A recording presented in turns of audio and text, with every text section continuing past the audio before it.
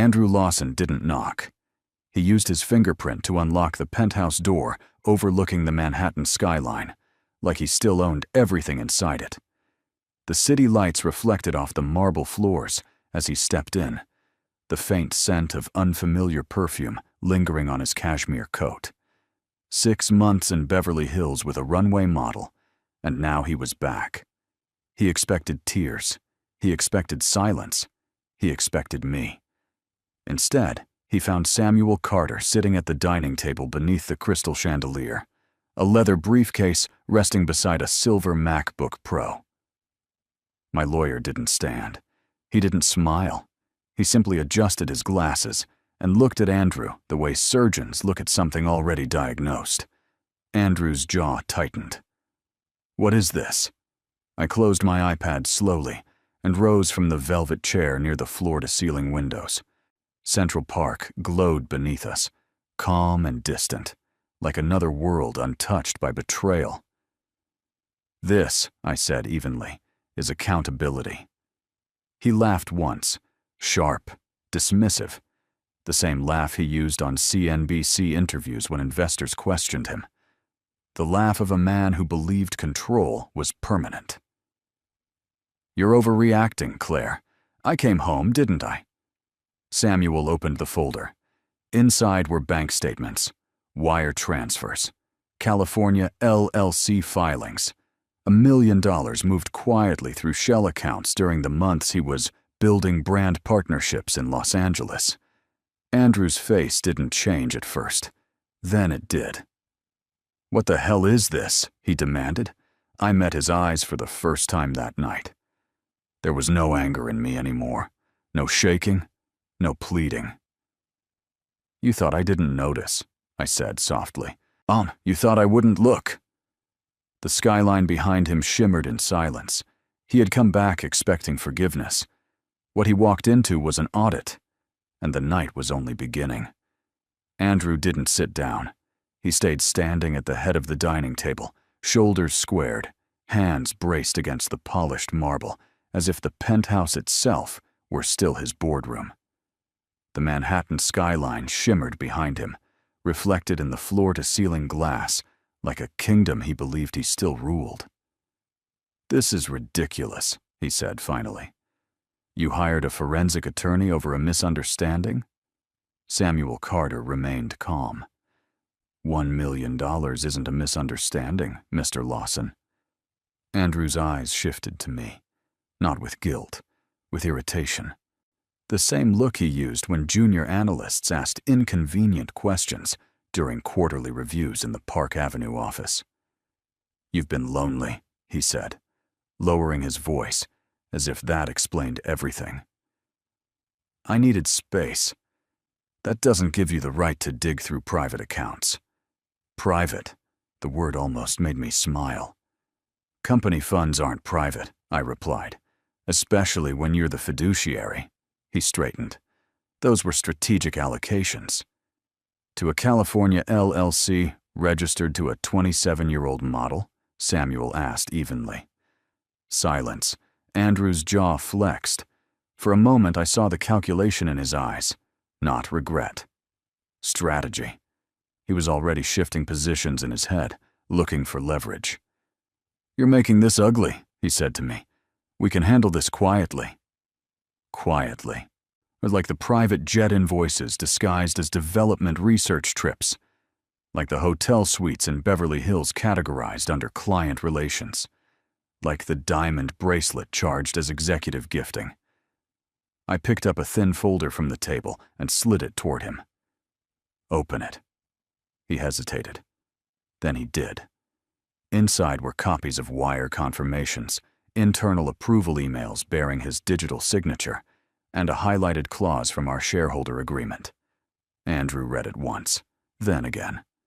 "You wouldn't," he said softly. I felt something settle inside me, steady, grounded. "For 6 months," I answered. "You assumed I wouldn't." His gaze hardened. "You think this gives you power?" "No," I said. "It proves I was never powerless." Samuel closed his briefcase with deliberate calm. "Mr. Lawson," he said, This is only the preliminary review. Andrew looked from the documents to me. For the first time since he walked in, he understood. This wasn't a wife reacting. This was a CFO responding. And the audit had just begun.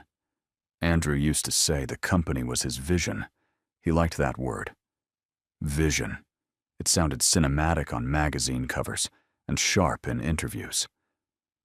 I saw opportunity where others didn't, he would tell reporters, seated in glass conference rooms overlooking the Hudson, Mont Blanc pen resting confidently between his fingers. What he never mentioned was who built the structure beneath that vision. Me. 10 years earlier, Lawson Development Group had been a struggling mid-size firm, bleeding cash after a failed waterfront acquisition. Investors were circling. Creditors were impatient. Andrew had charisma, but no containment strategy. I had spreadsheets. I still remember the night we sat on the floor of our first Tribeca condo, papers scattered around us, Chinese takeout growing cold. He was pacing. I was rebuilding cash flow models from scratch. "You're overthinking it," he'd said back then. "No," I answered quietly. "You're underestimating risk." By the end of that quarter, I had renegotiated 2 private debt structures, restructured vendor contracts, and implemented a compliance system that stopped the quiet leak draining the company dry. We survived. Then we grew. Andrew became the face. I became the firewall. Every acquisition passed across my desk before it ever reached a board vote. I reviewed projections on my MacBook long after midnight while he attended galas at the Plaza Hotel, charming donors and politicians. I stayed home when our son was sick and dialed into earnings calls from the hallway so he wouldn't wake. It never bothered me. I believed in partnership. But somewhere along the way, visibility became confused with value. Andrew began believing applause equaled ownership. That because cameras followed him, the foundation beneath him must be his alone. He forgot something fundamental. Numbers don't care about ego. They record patterns. They expose shifts. They reveal silence. 6 months ago, when expenses began rounding upward in odd increments, I noticed. When subsidiary transfers appeared without standard compliance flags, I noticed. When executive travel costs doubled without corresponding project codes, I noticed. I didn't confront him immediately. I observed. And tonight, standing across from the man who thought he had returned to reclaim control, I understood something clearly. He hadn't built this empire alone, and he had gravely underestimated the woman who kept it standing. Madison Vale had never asked for shell companies. She asked for photo shoots, runway calls, and contracts that kept her face on billboards along Sunset Boulevard. At 27, she understood image. She understood branding. She understood what it meant to be seen. What she didn't understand was corporate laundering. The first time she noticed something strange was not in Beverly Hills, not in the infinity pool overlooking the canyon, and not during the quiet dinners Andrew insisted remain private. It was in a FedEx envelope delivered to her condo in West Hollywood. Inside were documents she didn't remember signing. Madison stared at the pages, her manicured fingers hovering above legal language she barely recognized. Crescent Shore Holdings, LLC. Registered agent. Madison Vale. Her stomach tightened. She called Andrew that night. "It's just paperwork," he said casually. "Tax efficiency. Standard structuring." "But why is my name on it?" "Because I trust you," he answered smoothly. Trust. The word felt flattering at the time. Now, sitting alone at her kitchen island with the Los Angeles skyline glowing beyond her balcony, it felt different. Her phone buzzed with fashion campaign notifications, model call sheets, invitations. Yet her eyes stayed locked on the registered capital line. $1 million. She had grown up in Sacramento. Her father managed a tire shop. Her mother worked double shifts at a hospital. $1 million was not a number that moved quietly through her life. She Googled the company. Nothing. She searched the address, a commercial mailbox. The unease began spreading slowly, like ink in water. Back in Manhattan, as Andrew stood in the penthouse denying everything, he still believed Madison was an accessory. Decorative. Loyal. He didn't know she had already scheduled a consultation with an attorney, recommended by a stylist friend whose husband worked in finance. Madison wasn't calculating revenge. She was calculating risk. And for the first time since Andrew had entered her life with private jets and 5-star suites at the Ritz-Carlton, she realized something chilling. If this went public, she wouldn't be seen as a girlfriend. She would be seen as a co-conspirator. And Andrew Lawson had just made her name part of the paper trail. Andrew believed in contracts. He built his empire on them. Development agreements, investor commitments, lease guarantees. He trusted ink more than people. He trusted signatures more than promises, which is why it was almost poetic that the document threatening him now carried his own initials on every page. Samuel placed the prenuptial agreement on the table between us, sliding it forward with deliberate precision. "You drafted this," I reminded Andrew quietly. He didn't look concerned. Not yet. The prenup had once felt like an insult. Signed 12 years ago in a polished office overlooking Fifth Avenue, it protected Andrew's pre-marital holdings, shielded future growth, limited spousal claims. I had signed it without drama. At the time, and Lawson development was still fragile, I believed in partnership, not contingency planning. Andrew flipped through the pages confidently. "This protects me," he said. "You walked in with nothing. You walk out with what's yours." Samuel adjusted his glasses. "Respectfully, Mr. Lawson, that's only partially correct." Andrew's eyes narrowed. Samuel tapped a highlighted section halfway through the agreement. Clause 14. Fiduciary conduct and material breach. "If either party," Samuel read calmly, "engages in financial misconduct that materially impacts jointly held business interests, the non-breaching party reserves the right to claim compensatory damages equal to documented losses." Andrew's expression shifted. "That's standard language," he said quickly. "It becomes relevant," Samuel replied. "When executive authority is used to redirect corporate funds for personal enrichment." Silence settled over the penthouse. I watched Andrew read the clause again. Slower this time. "You can't prove intent," he said, but the certainty was thinning. "We don't need to prove intent," Samuel responded evenly. "We only need to demonstrate breach." Andrew looked up at me then, not angry, not yet desperate, but calculating, searching for weakness, for hesitation. "You're going to burn the company to punish me?" he asked. I shook my head. "I'm going to protect the company," I said softly. "From you." For years, he believed the prenup secured his dominance, that it insulated him from consequence. What he failed to notice was the paragraph he insisted on including, because he believed he would never violate it. Tonight, the clause he drafted to guard against betrayal was turning against him. And for the first time, Andrew Lawson realized something terrifying. The contract did not favor the powerful, it favored the prepared. We thought Ethan was asleep. The argument had moved from the dining area toward the living room, our voices controlled but sharpened by years of restraint. Andrew hated being cornered. I hated being lied to. Between us stood a stack of documents that could dismantle everything we had built. Neither of us noticed the hallway light turn on. It was Samuel who saw him first. Ethan stood barefoot near the staircase, his navy pajama sleeves pushed up to his elbows, hair rumpled from sleep. He wasn't crying. He wasn't frightened. He was listening.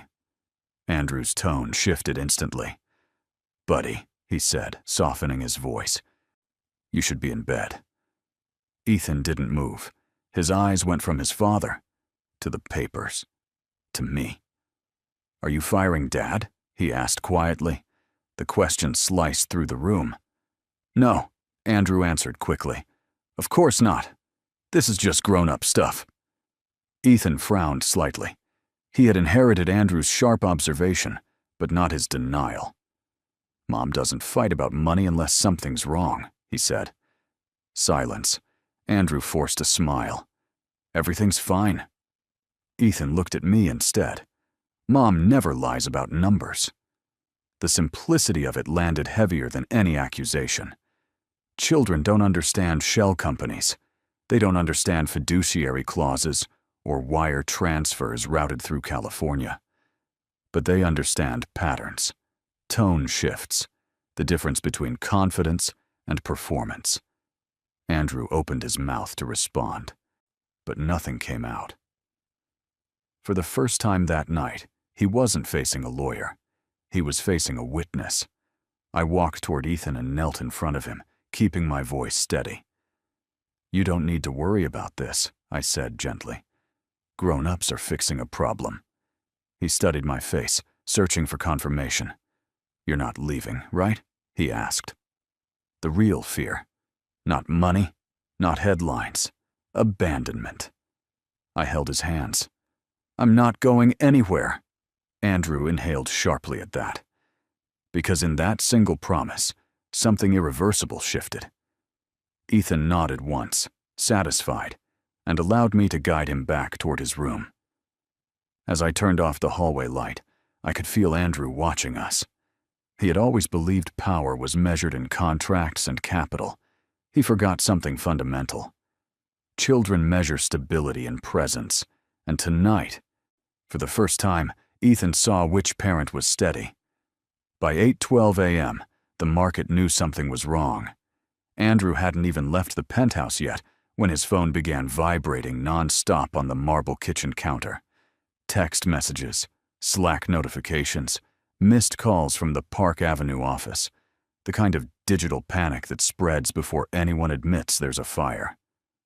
Lawson Development Group opened 2 points down. That wasn't catastrophic, but it was unusual. Andrew stood near the window, staring at his Bloomberg terminal on the large screen mounted across the living room. The red ticker line crawled slowly beneath the company name, flashing modest but noticeable declines. "Who talked?" he demanded. "No one had to," I said calmly. "Internal compliance flags automatically notify the audit committee." He turned toward me sharply. "Ako, you triggered this?" I followed protocol. The truth was simpler. When executive expense anomalies pass a certain threshold, the system escalates. I had designed that threshold 5 years ago after a minor procurement scandal nearly embarrassed us in Chicago. Andrew had approved the system. He just never imagined it applying to him. His phone rang again. This time he answered. "What?" he snapped. A pause. "I don't care what the blogs are saying. Issue a holding statement." Another pause. His jaw tightened. "No, there is no investigation. It's routine." He ended the call harder than necessary. "What blogs?" I asked. He didn't respond. Instead, he opened Twitter. A financial analyst account with 40,000 followers had posted a speculative thread. Unusual capital shifts detected at Lawson Development. Executive travel expenses up 240% year-over-year. Watch this space. Speculation. Not accusation. But in corporate finance, speculation spreads faster than facts. Andrew grabbed his Montblanc pen from the counter, a nervous habit. "You realize what this does to valuation?" "I realize what misused funds do to valuation," I replied. His eyes flared. "If the stock drops, you lose too." "Yes," I said quietly, "but I don't lose my integrity." That word again. Integrity. It irritated him more than the red numbers. Another notification appeared. CNBC had requested comment regarding internal governance concerns. Andrew exhaled sharply. For years, he mastered optics, interviews, headlines, public image. But markets don't respond to charm. They respond to confidence. And this morning, confidence in Andrew Lawson was beginning to erode. Not because of gossip, because of numbers. And numbers, unlike people, don't stay silent when they're manipulated. Andrew always focused on majority control, 51%. That was the number he worshipped. The number that secured board votes, silenced dissent, stabilized perception. As long as he believed he commanded the majority, he believed he commanded reality. What he never questioned was the composition beneath it. The emergency board call was scheduled for noon. By then, internal compliance had formally notified the audit committee. The tone of the morning had shifted from denial to containment. Andrew was pacing when Samuel spoke. "There's something else," my attorney said calmly. Andrew stopped. "What now?" I slid a thin envelope across the kitchen island. Not dramatic, not theatrical, just paper. He opened it impatiently. Inside were formation documents for Bennett Capital Holdings, LLC. He skimmed the first page without concern.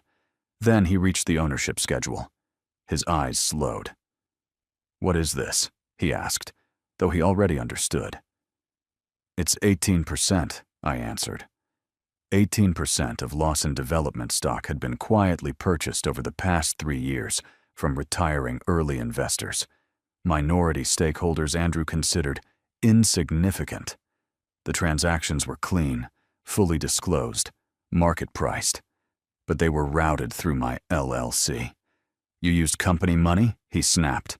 "No," I said evenly. "My compensation, my bonuses, my deferred equity." He stared at me as if seeing someone unfamiliar. "You never told me. You never asked." Silence settled between us, heavier than the skyline outside. For years, Andrew assumed alignment equaled dependency, that because I stood beside him publicly, I must be financially tethered to him privately. He didn't realize I had been building insulation. "You hid this," he said. "I protected myself." Samuel stepped in quietly. "Combined with certain other shareholders, Mrs. Lawson's position materially shifts governance." Andrew looked up sharply. "Other shareholders?" Right on cue, my phone vibrated. A message from Lucas Reed. "Call me before the meeting. We need to discuss next steps." Andrew saw the name on the screen. His expression changed. Lucas owned 22%. A longtime rival Andrew once outmaneuvered during a waterfront acquisition. "You wouldn't," Andrew said slowly. "I would," I replied. For the first time, he understood the arithmetic. 18%, 22%. Together. But that wasn't speculation. That was leverage. And Andrew Lawson had just discovered he no longer controlled the numbers that defined his empire. The board meeting wasn't scheduled in the Park Avenue office. It was moved to a private conference suite at the Plaza Hotel. Optics. Andrew believed controlling the room meant controlling the narrative. Neutral ground, polished mahogany table, bottled water aligned with precision, floor-to-ceiling windows framing Central Park like a painting of stability. By the time we arrived, financial blogs were no longer whispering. They were speculating openly. Governance concerns, capital allocation irregularities, carefully worded headlines, but loud enough. Andrew walked in first, shoulders squared, navy suit flawless, Rolex glinting beneath the chandelier light. He looked every inch the CEO fighting off temporary turbulence. I followed behind him, not as his wife, as a shareholder. Lucas Reed was already seated. He didn't stand when Andrew entered. He simply watched him with quiet interest, fingertips resting on a slim tablet displaying live market movement. "Andrew," Lucas said smoothly. "Rough morning?" Andrew ignored him. "Let's get this over with." The board members filtered in, tension evident in the way they avoided eye contact. No one mentioned the trending analyst thread. No one mentioned CNBC's request for comment, but everyone had read it. Before the meeting began, I stepped into the hallway and answered Lucas's earlier message. "You're sure?" he asked quietly. Yes. This changes everything." "I know." Lucas had lost a major waterfront bid to Andrew 3 years ago, a deal that shifted the company's trajectory. Today, he wasn't interested in revenge. He was interested in stability. When we returned to the conference room, Samuel was seated near the end of the table, legal binder open, expression unreadable. Andrew began speaking first. "Routine audit review," he said confidently. "Temporary volatility, nothing material." Lucas leaned back slightly. "Except for the 18%, he said. Murmurs. Andrew's jaw tightened. "What 18%? I placed the documentation on the table. "My 18%. The air shifted. Lucas slid his tablet forward. "Combined with my 22, that represents 40%. I'd add 2 independent directors who have expressed concern." He let the sentence hang. Andrew's composure flickered. "This is corporate sabotage," he snapped. "No," I said evenly. "This is governance."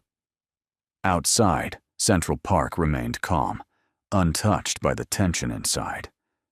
But within that polished room at the Plaza Hotel, something irreversible was happening. Andrew thought this meeting would defend his authority.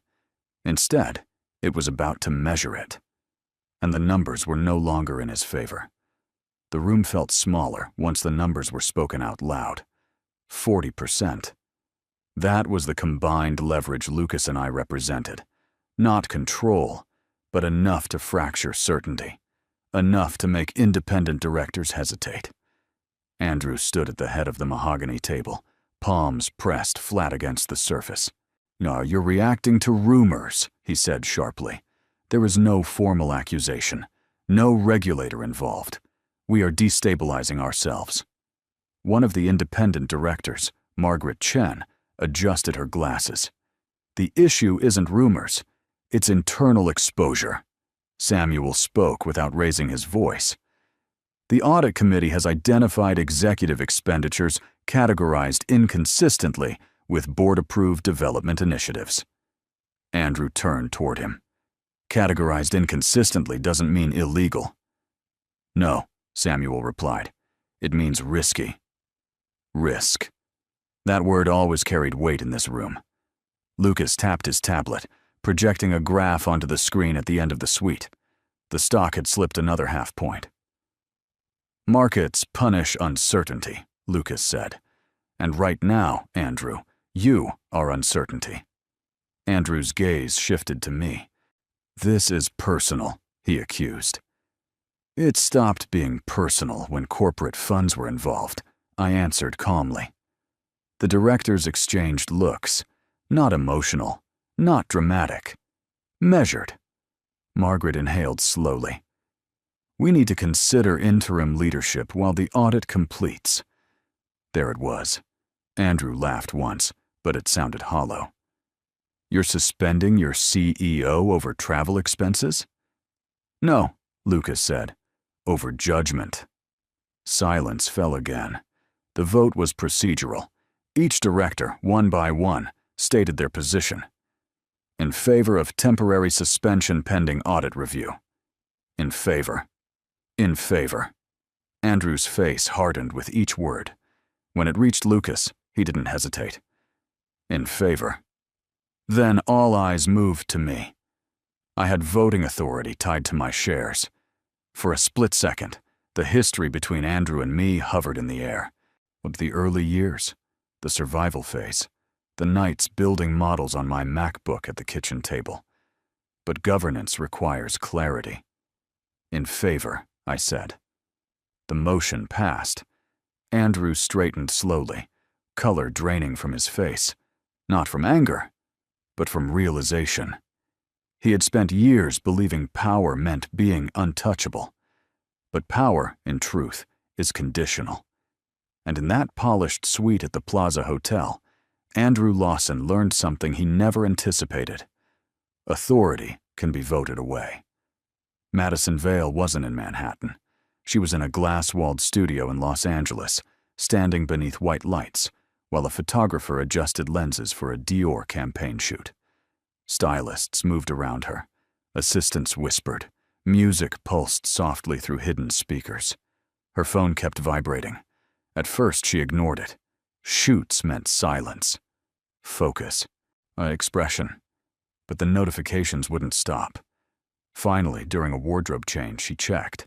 Financial blogs, headlines, a trending thread naming Lawson Development. Words like suspension, audit, governance review. And then, her name. Not in bold, not front and center, but mentioned.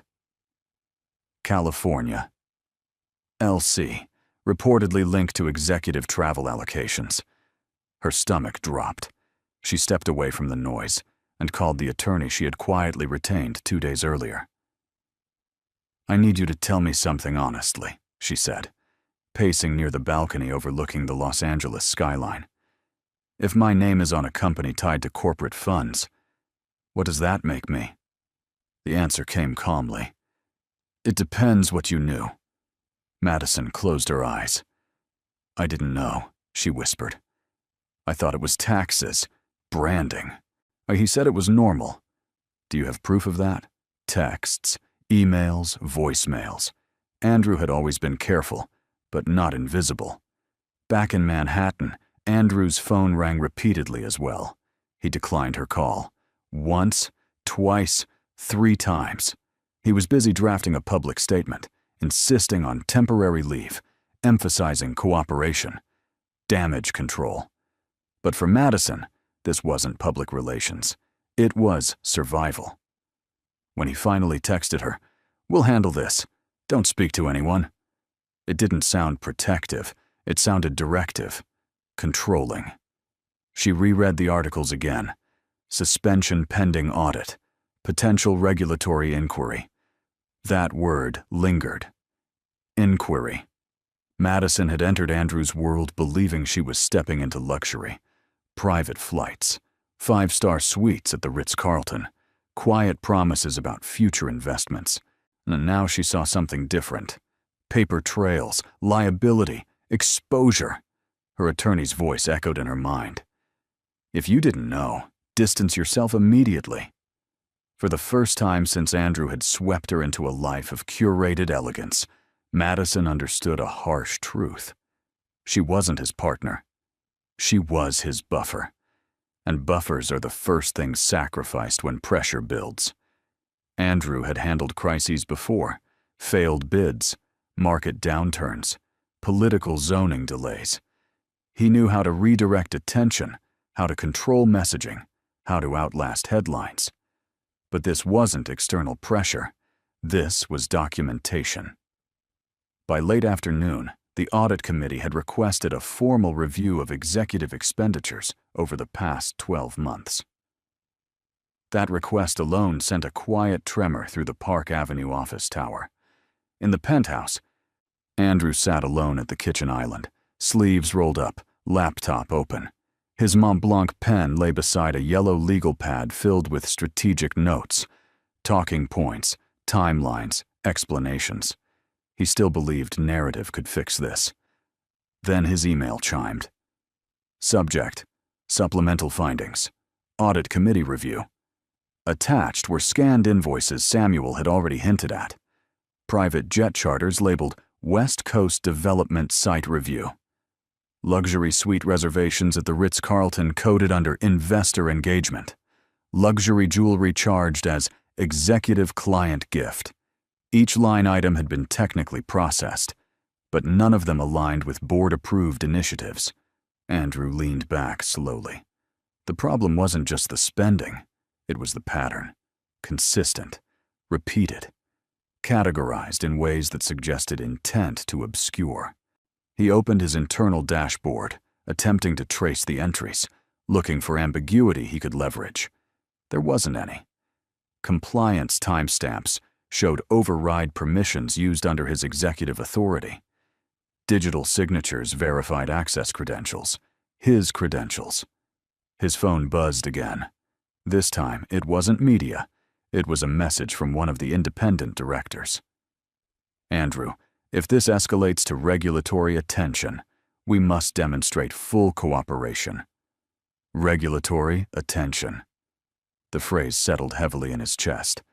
He had always operated close to the edge, pushing boundaries in negotiations, maximizing flexibility in expense allocations, but he had never believed the line itself would turn visible. He stood and walked toward the window, staring down at the traffic crawling along Fifth Avenue below. For the first time, the city didn't feel like a backdrop he commanded. It felt indifferent. His phone lit up again. Another notification. Madison Vale had retained independent counsel. Andrew stared at the screen longer than necessary. Not because he was surprised, but because he understood what it meant.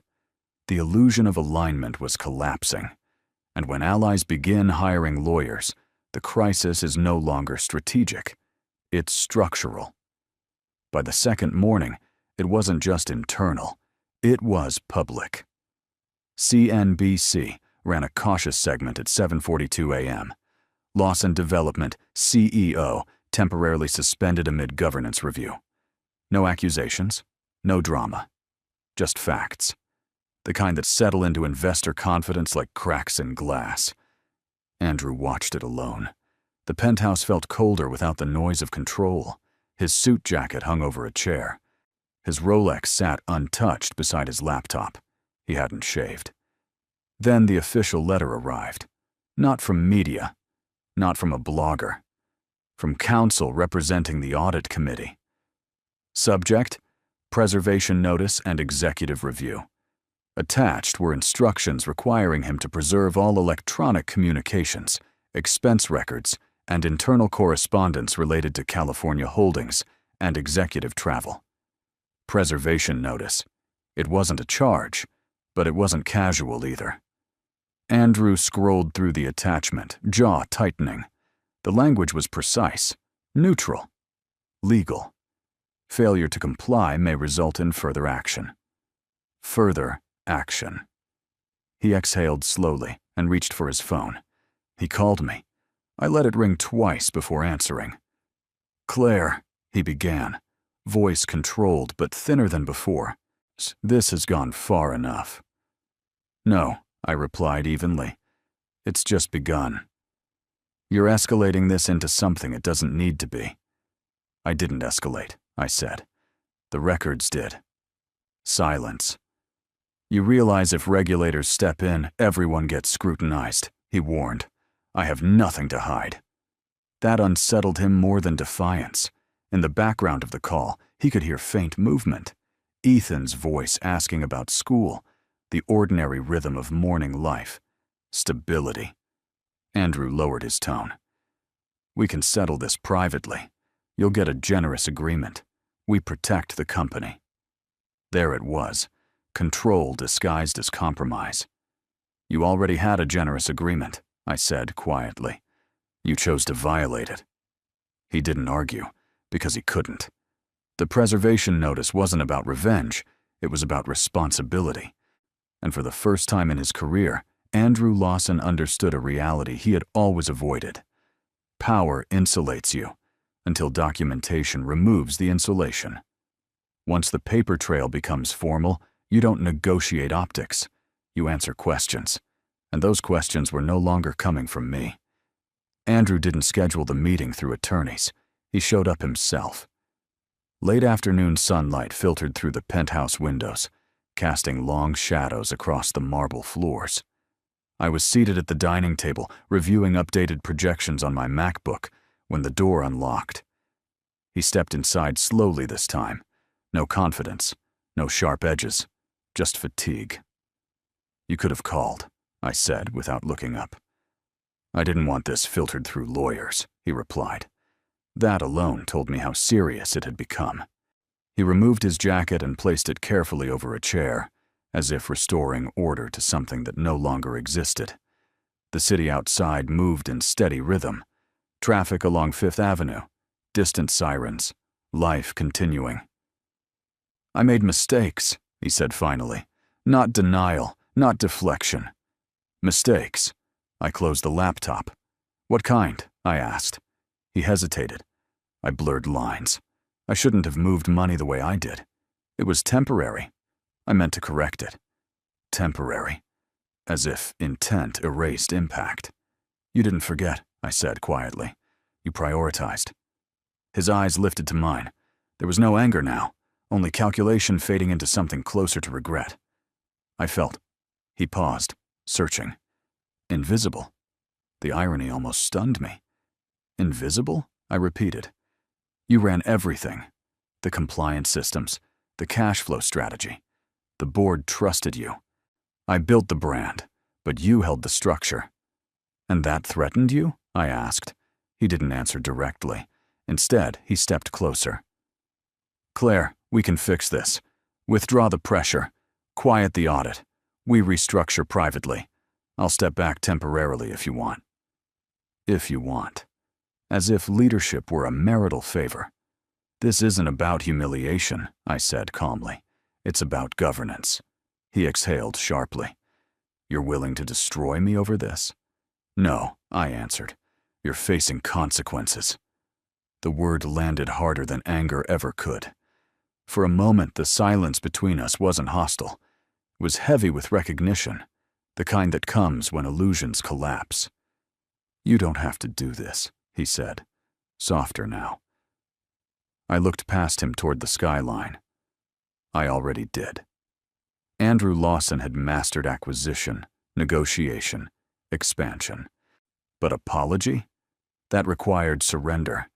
And surrender was the one thing he had never practiced. The Manhattan Supreme Court did not feel cinematic.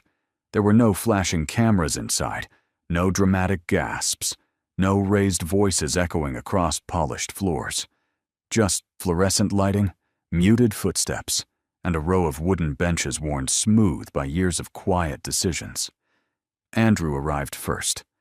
Dark suit, controlled expression. The public version of himself restored carefully, as if reputation could be tailored back into place. His attorney sat beside him, flipping through a leather-bound portfolio. When I entered with Samuel, I didn't look at Andrew. I wasn't there as a wife. I was there as a claimant. The courtroom was smaller than I expected, intimate, almost indifferent. Divorce at this level isn't spectacle, it's documentation. The judge reviewed the file methodically. Prenuptial agreement, fiduciary breach clause, audit committee findings, suspension vote. There were no accusations of infidelity spoken aloud, no mention of Beverly Hills, or models, or private jets. Those details were irrelevant here. What mattered were numbers. Mrs. Lawson is seeking enforcement of Clause 14 under material breach, the judge summarized. Samuel stood calmly. Yes, Your Honor. Documented corporate misallocation materially impacted jointly held interests and public valuation. Andrew's attorney attempted restraint. The expenditures were recoverable. There was no criminal finding. The judge nodded. This is not a criminal proceeding. A pause. However, she continued, executive misuse of corporate funds, when tied to fiduciary obligations outlined in a prenuptial agreement, qualifies as material breach under New York law.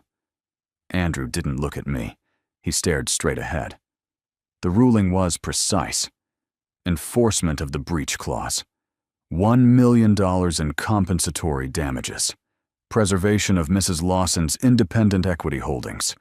Joint custody structured with primary residence stability for the minor child. Clean. Measured. Final. The gavel didn't slam dramatically. It simply tapped. And that was it. Outside the courthouse, reporters waited, but not in swarms. A few financial correspondents.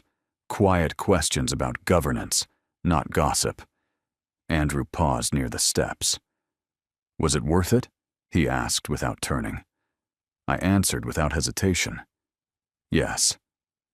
Because this wasn't revenge, it was alignment. And in that understated courtroom, Beneath ordinary lighting and procedural language, something far greater than money had been decided. Accountability. The court ruling settled the divorce. It did not settle the fallout. 3 days after the hearing, a certified envelope arrived at Andrew's temporary Tribeca apartment. Not from me, not from the board, from the Securities and Exchange Commission.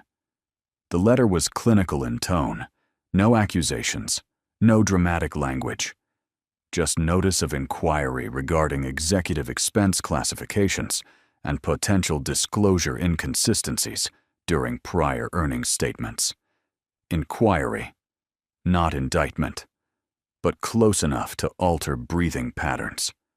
Andrew read the first paragraph twice, then a third time. His once commanding penthouse view had been replaced by a narrower skyline framed by smaller windows. The silence in the apartment felt different, less powerful, more exposed. He called his attorney immediately. "This is preliminary," she told him, "but you need full cooperation. No defensiveness. No deletion of records." Deletion. The word lingered. "I didn't break the law," he insisted. "That's not the question right now," she replied. "The question is whether your actions create regulatory risk." Meanwhile, at the Park Avenue office, the board issued a controlled public statement announcing interim leadership restructuring. My name appeared in the second paragraph. Chief Financial Officer, appointed acting CEO, pending final review. The market responded quietly but steadily, up 1 point, then another. Confidence doesn't roar back. It rebuilds. That afternoon, and I stood in the executive conference room for the first time, not as support, but as authority. The skyline reflected across the glass wall behind me. Directors listened without interruption. "We focus on transparency," I said. "Audit completion, investor communication, stabilization. No theatrics, no vengeance, just structure." Across town, Andrew folded the SEC letter carefully and placed it on the kitchen counter beside an untouched espresso. He had once believed the divorce was the battle. It wasn't. The divorce was consequence. This was accountability extending beyond personal failure. Reputation can survive gossip. It struggles under investigation. And for the first time in his career, Andrew Lawson understood something fundamental. You can charm a room. You can negotiate a contract. But you cannot negotiate with documentation once it reaches federal review. The illusion was gone. Only record remained. Andrew asked to see Ethan on a Sunday afternoon. No lawyers, no court-appointed mediators. Just a quiet cafe near Central Park where families blended into the ordinary rhythm of weekend life. He arrived early, dressed simply this time. No tailored statement. No visible watch flashing beneath the light. When Ethan walked in beside me, he hesitated. Not out of fear, out of adjustment. Andrew stood slowly. "Hey, buddy." Ethan nodded, but didn't run forward the way he used to. We sat outside. Autumn air moved gently through the trees. A waitress placed hot chocolate in front of Ethan and coffee in front of Andrew. Steam rose quietly between them. For a moment, neither spoke. Andrew cleared his throat. "I know things have been confusing." Ethan stared into his cup. "Are you in trouble?" he asked. Andrew inhaled carefully. "I made mistakes at work." Ethan looked up. "Mom said grown-ups fix problems." There it was again. Simple truth. Andrew nodded. "That's what I'm trying to do." Silence settled, but it wasn't hostile. It was honest. "I didn't mean to make things messy," Andrew added. "Not dramatic, not rehearsed." Ethan studied him, measuring tone the way children do when they don't yet trust words. "You left," he said quietly. Andrew's shoulders lowered. "I did." Mom stayed. The statement wasn't accusation. It was observation. Andrew's gaze drifted briefly toward me. I didn't intervene. This wasn't about blame. It was about ownership. "I shouldn't have left," Andrew said finally. Ethan nodded once, absorbing it.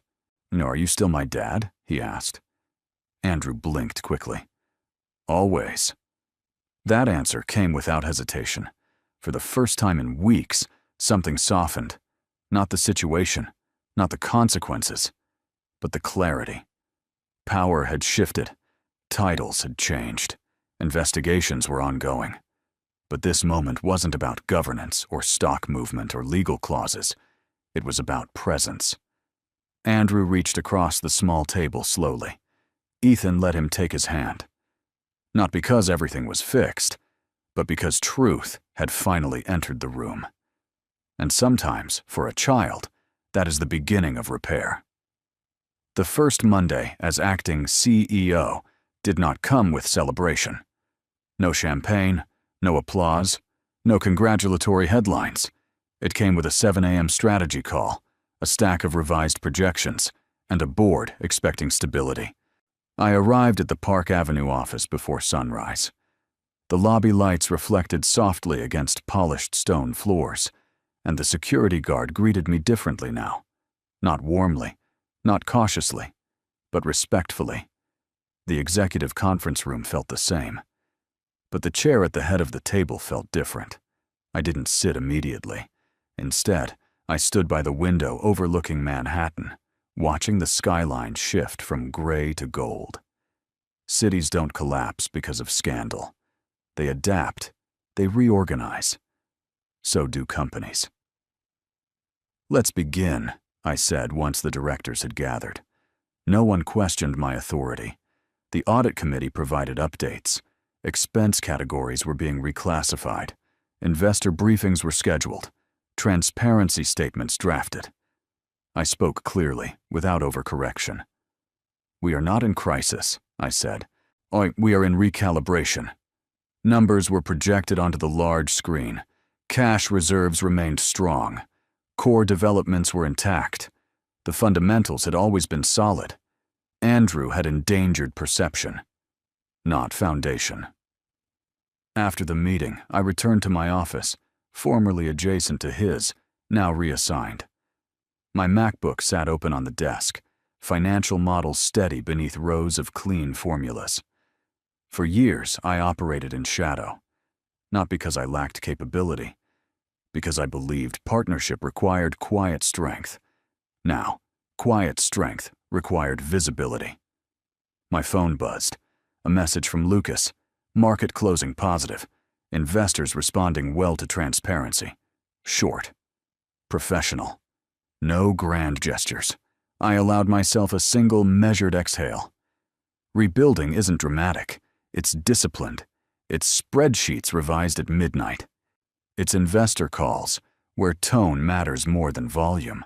It's refusing to rush redemption for optics. Later that afternoon, an internal memo went out. Effective immediately, Lawson Development Group reaffirms its commitment to fiduciary responsibility and ethical governance. My name signed beneath it.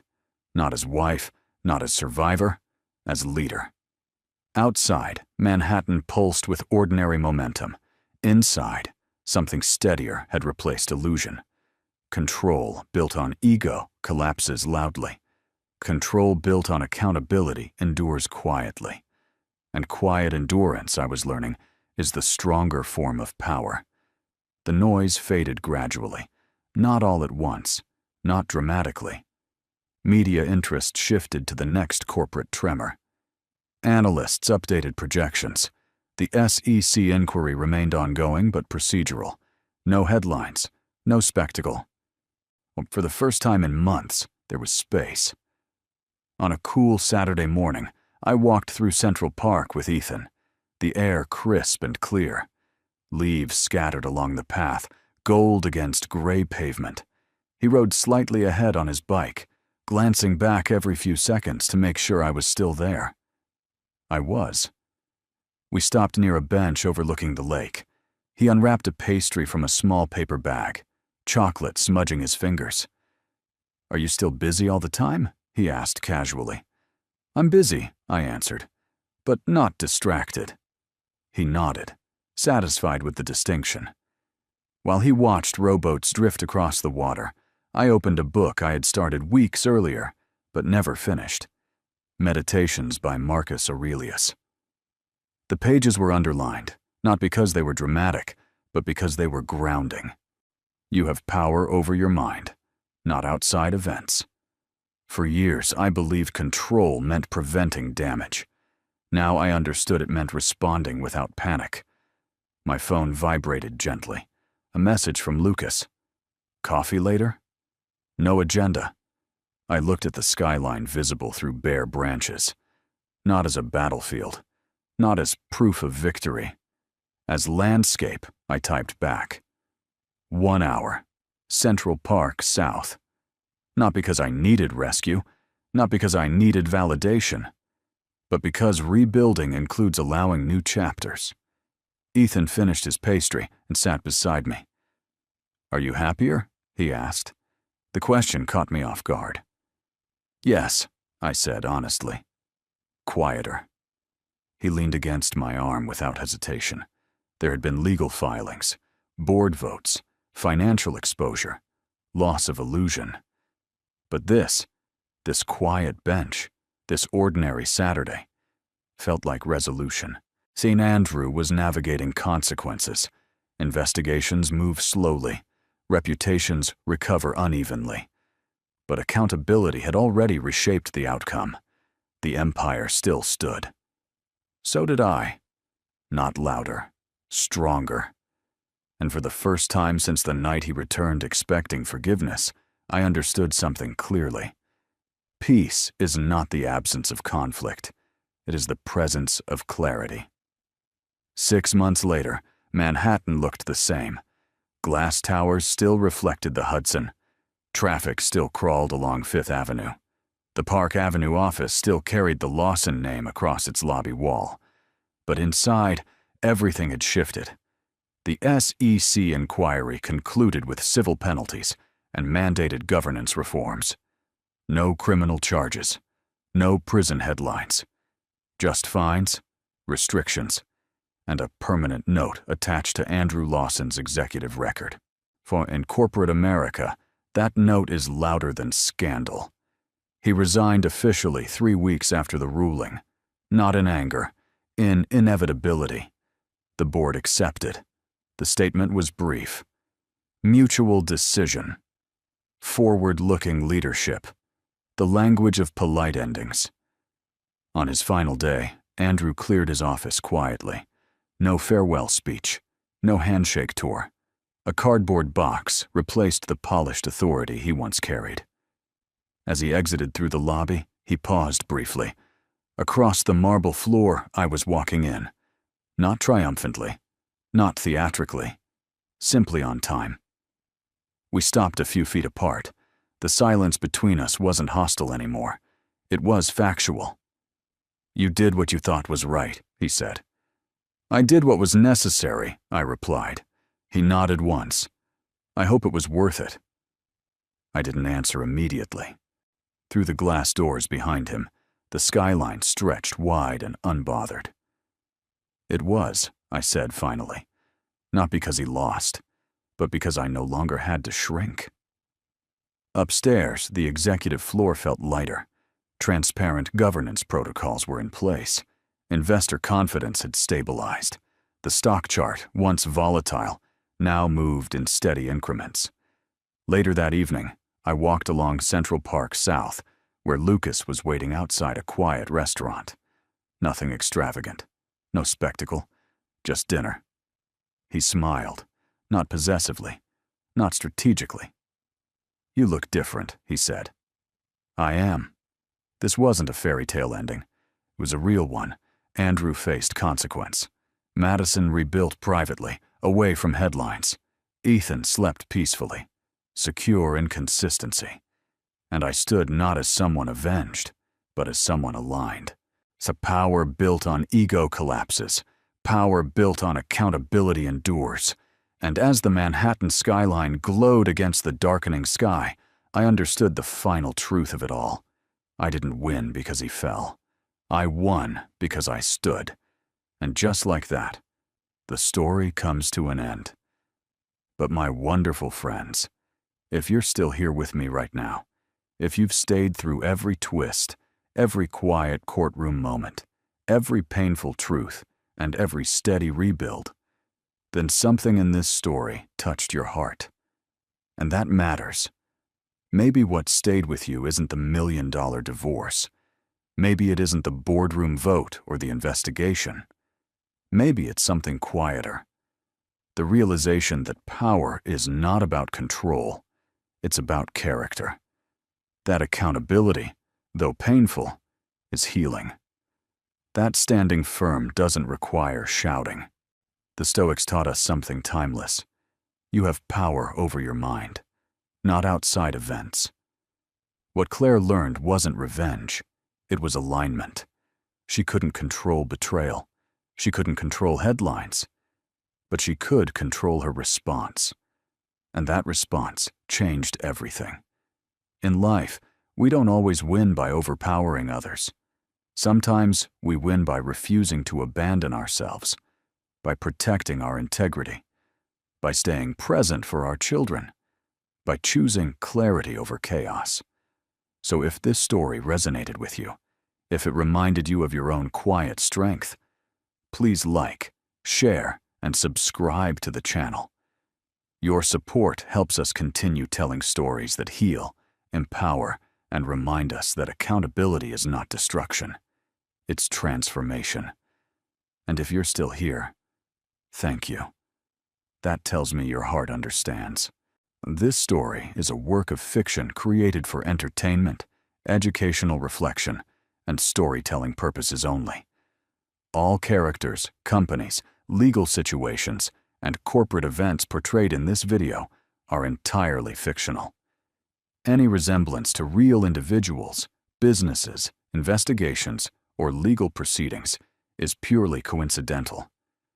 The financial, legal, and corporate elements described are dramatized to create a compelling narrative and should not be interpreted as factual reporting, financial advice, legal guidance, or commentary on any real organization.